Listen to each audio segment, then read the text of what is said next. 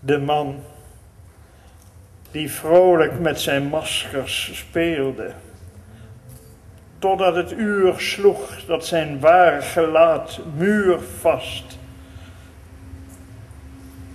één leven met zijn masker deelde.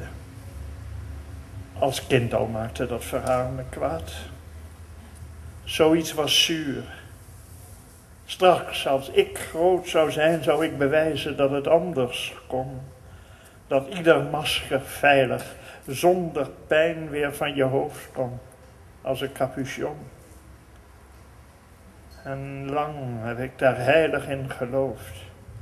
Op niets bedacht hield ik mijn aard verborgen, opdat die, als mijn speelvuur was gedoofd, zuiver zou blijken als de eerste morgen.